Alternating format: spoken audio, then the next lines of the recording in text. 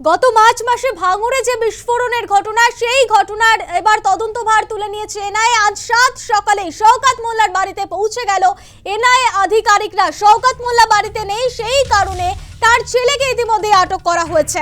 মৌখালীর বিশাল অট্টালিকায় এখনো পর্যন্ত তল্লাশি চলছে, যদিও বাড়িতে খোঁজ মেলেনি শওকত মোল্লার। বাড়ি কার্যালয় থেকে বেপাত্তা শওকত মোল্লা। শওকতের ছেলেকে বাড়ি থেকে আটক করা হয়েছে। শওকতের ছেলের ক্যাফেতেও তল্লাশি চালানো হচ্ছে। শওকত মোল্লার খোঁজে এলাকায় তল্লাশি চালাচ্ছেন তদন্তকারী সংস্থা।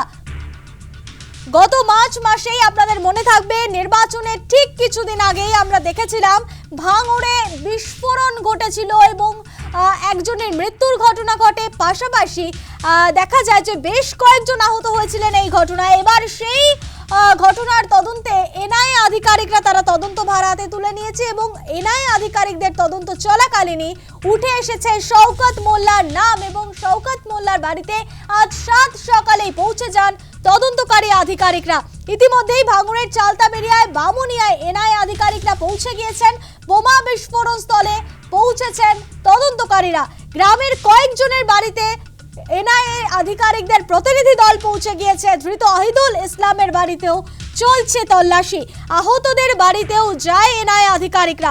কেন্দ্রীয় বাহিনী দিয়ে ঘিরে ফেলা হয়েছে গোটা এলাকা। আজ বলাই যায় একেবারে মিশন ভাঙড় এনআইএ আধিকারিকদের কাছে। শওকত মোল্লার স্ত্রী কি বলছেন আজ শোনাবো আপনাদের। শওকত মোল্লা কোথায়? এই আজকে যে তল্লাশি কি বলবেন? কি বলবো, এনআইএ ডাক দিল আপনাদের? ছিলাম না, ডক্টরের কাছে গেছিলাম। আচ্ছা, শওকত বাবু আমার ছেলের ফোন করেছিল, করে ওনারা আসতে বলেছে। গতকাল পর্যন্ত শওকত মোল্লা এখানে আমি ছিলেন। বাড়ি ছিলাম না, শরীর ভালো না। শওকত মোল্লার আত্মীয়রা তারা কি বলছেন শোনাবো। তদন্তে সহযোগিতা করবেন? অবশ্যই। আপনাদেরকে বাড়িতে আসার জন্য ডাকা হয়েছে? শওকত কোথায় রয়েছেন একটু বলবেন? জানি না, কবে থেকে বাড়ি নেই উনি? উনি বাড়িতে কাজ মানে করেন। কি বিষয় আপনাদের বাড়িতে এলেন? জানি না তো, এখন নোটিশ তো আমাদের দেয়নি, সে তো আচ্ছা। আমরা জানি না, দিলে জানতে পারবো। রাজ্যের মন্ত্রী দিলীপ ঘোষ তিনি কি বলছেন শোনাবো আপনাদের। শওকত মোল্লার নামকেই আমি বলেছিলাম ওটা একটা অ্যান্টি সোশ্যাল, ওটা একটা ডাকাত, ওটা গুন্ডা।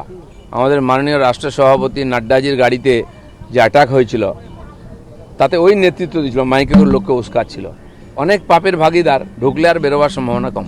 ভাঙড়ে বিস্ফোরণের ঘটনায় তদন্তে এনআইএ আধিকারিকরা আজ 7 সকালে শওকত মোল্লার বাড়িতে পৌঁছে গিয়েছে। তদন্তকারী আধিকারিকরা আজ ভাঙড়ের বিভিন্ন এলাকায় এই বিস্ফোরণের ঘটনা নিয়ে চলছে তদন্ত তল্লাশি। ভাঙড়ের চালতাবেড়িয়ার বামুনিয়াতেও এনআইএ আধিকারিকরা পৌঁছে গিয়েছেন।